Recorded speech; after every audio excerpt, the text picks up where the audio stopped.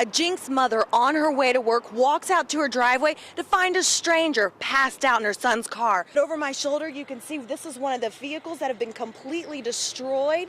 And over here, you can see there are still some hot spots that are active. When Officer Neal responded, Officer Lee tried to use this window puncher to bust out the window and save him. The girl's parents were out of town visiting family, and when they came back home, their little girl had already passed away. The child's mother was down here filling her tire when she heard the front door of her vehicle slam shut. Police say one of the items they found in the back seat of the car was a bottle of stolen Xanax. What you see here is a sign of growth in Owasso, and the community tells me they've been waiting for years for this kind of development. Crews like this one behind me will continue to battle these grass fires and hot spots throughout the evening to make sure everything is under control here in North Tulsa. Vehicles cross through this dangerous intersection where some fail to see this large stop sign late at night. That has caused accidents and even some deadly crashes. This area might look just like farmland, but hundreds of cars pass through this intersection of Highway 51 and 104 in Wagner County every day. You have Haskell, Porter, and Coweta, and so it's very heavily traveled. The intersection is known as Stone's Corner. We spoke with Michael Stone, who lives just 2 doors down from the crossing. He told us it was actually named after his late grandfather. Everybody that lives around here is very leery of that intersection. My grandmother died as a result of that intersection. The Oklahoma Highway Patrol says this is the second serious accident in just 1 week.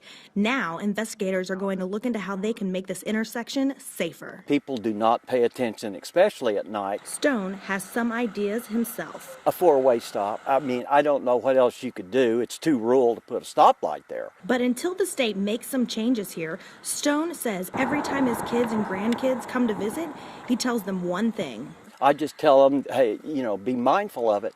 That's the last thing I always tell them is watch that intersection. I've been standing out here for about an hour, and I've noticed only about a third of the cars have actually stopped at this stop sign on Highway 51B. In the other direction, they're just speeding by. In Wagner County, Marlise Irby, Fox 23 News. For the most part, you can see the grass fire is contained, but over my shoulder, you can see this is one of the vehicles that have been completely destroyed. And over here, you can see there are still some hot spots that are active. But I guess that fire, when it came across there, it caught them on fire. That's what most of the black smoke, that one pile of tires. In the last 30 minutes, I learned firefighters had a difficult time getting to the fire because of the wooded area. They say basically they had to wait for the fire to come to them before they could fight it. With only one entrance into the residential area, crews say they had to barricade people from their homes until they could get the fire under control. Neighbors were physically shaken up. Some have livestock on their land and others lost valuable items to the blaze. Well, with this wind, it don't take long for it to skip and jump.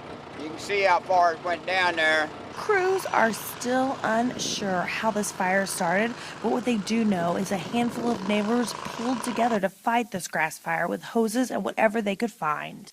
Tulsa Fire Chief tells me this time of year, dry conditions and high winds make grass fires spread quickly. I'm glad nobody got hurt. That's the main thing. Crews like this one behind me will continue to battle these grass fires and hot spots throughout the evening to make sure everything is under control here in North Tulsa. In North Tulsa, Marlise Irby, Fox 23 News.